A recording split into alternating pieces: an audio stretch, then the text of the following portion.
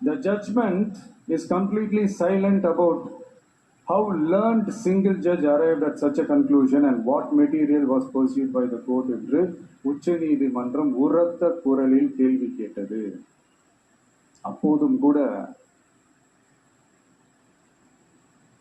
உச்ச நீதிமன்றத்தில் திமுக அரசுக்காக வாதாடிய அறிவார்ந்த மூத்த வழக்கறிஞர்கள் பதில் சொல்ல இயலாமல் வாய் மூடி மௌனம் காத்ததை நாடே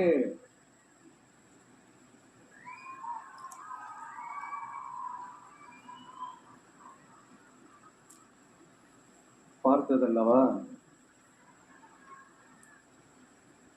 இதையும் முதல்வர் அவர்கள் மறந்துட்டாரா?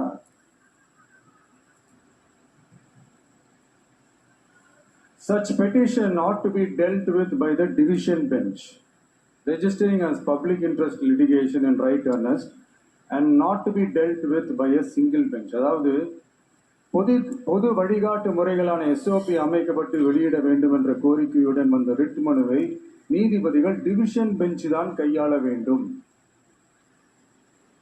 தனி நீதிபதி பெஞ்ச் கையாளக்கூடாது என்றும் உச்ச நீதிமன்றம் சொன்னதல்லவா? அது மட்டுமா, கோரிக்கையே இல்லாமல் SIT அமைக்கப்பட்டது எந்த வகையில் சரி? அதுக்கப்புறம் அந்த தனிநபர் ஆணையத்தை தலையிலே கொட்டி வீட்டுக்கு அனுப்பிச்சிட்டாங்க, அது ஒரு விஷயம். இப்படிலாம் கேள்வி கேட்ட உடனே ஏதாவது பதில் சொல்லி ஆகணும்ல. அதனால சட்டமன்றத்தில் பேசும்போது உண்மை நிலையை தெளிவுபடுத்தத்தான் அப்படின்னு ஏதோ இந்த சட்ட ரீதியாகவும் சத்தியத்திற்காகவும் நடந்தது போல ஏதோ சாமர்த்தியமா பேசுறதா நினைச்சு பேசியிருக்காங்க. இப்படி ஒரு 50 வருஷமா பொது வாழ்க்கையில் இருக்கிற ஒருத்தவங்க முதல்வர் அவர்கள் சொன்னது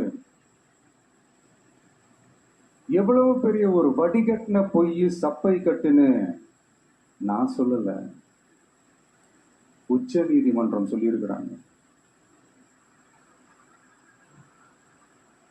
அவங்க சொன்னதெல்லாம் கொஞ்சம் என்னன்னு கொஞ்சம் லைட்டா பார்ப்போமா?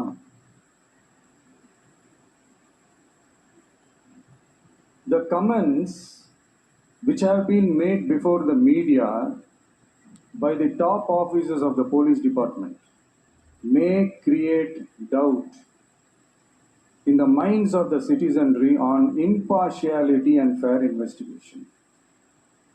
The faith and trust of the general public on the process of investigation must be restored in the criminal justice system. அதாவது அரசு காவல் உயர் அதிகாரிகள் ஊடகங்களிடம் பேசியது என்பது பொதுமக்களிடையே நியாயமான விசாரணை நடக்குமா என்ற சந்தேகத்தை ஏற்படுத்தக்கூடும் என்றும்